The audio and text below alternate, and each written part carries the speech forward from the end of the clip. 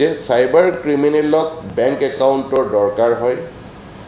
তেওঁলোকে সৰ্বসাধাৰণৰ পৰা লুটি নিয়া পইচা ৰোটেট কৰাবলৈ এই ধৰণৰ বেংক একাউণ্ট আগতে ফেক নামত এই অপৰাধীয়ে খুলিছিলে কিন্তু বৰ্তমান ইমান সহজ নহয় ফেক নামত ফেক ডিটেইল দি পেলাই খোলা তেওঁলোকে সেই কাৰণে জেনুইন একাউণ্ট বিচাৰি তেওঁলোকৰ এজেণ্ট নিয়োগ কৰে সেই এজেণ্টখিনিয়ে সৰ্বসাধাৰণ অশিক্ষিত বা আৰ্থিকভাৱে দুৰ্বল কিছু ব্যক্তিক পইচাৰ লোভ দেখুৱাই সেই ব্যক্তিসকলৰ নামত বেংক একাউণ্ট খোলুৱাই আৰু বেংক একাউণ্ট খোলোতে যিটো মোবাইল নাম্বাৰ দিব লাগে সেই মোবাইল নাম্বাৰটো এই এজেণ্টসকলে দিয়ে বেংক একাউণ্ট খোলাৰ লগে লগে যি ইনষ্টেণ্ট একাউণ্ট কিটটো দিয়ে য'ত পাছবুক চেকবুক এটিএম কাৰ্ড থাকে গোটেই কিটটো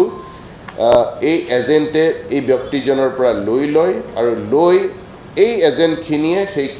সেই গোটেই কিটটো পঠাই দিয়ে তেওঁলোকৰ যি লগৰীয়া বেলেগ ৰাজ্য বা বিদেশত বহি আছে তেওঁলোকলৈ আৰু এই সাইবাৰ ক্ৰিমিনেলখিনিয়ে এই বেংক একাউণ্টটো মোবাইল বেংকিঙৰ জৰিয়তে এক্টিভেট কৰায় আৰু এক্টিভেট কৰাই সাইবাৰ ক্ৰাইমৰ জৰিয়তে মানুহৰ পৰা যি পইচা ঠগি লয় সেই পইচাখিনি ৰোটেট কৰাবলৈ ব্যৱহাৰ কৰে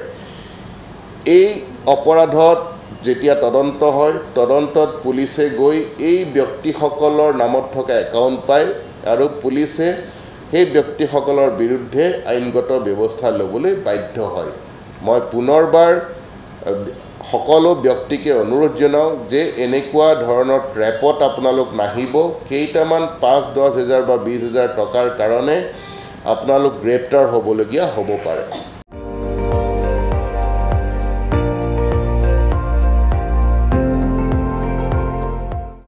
আপুনি চাই আছে ND24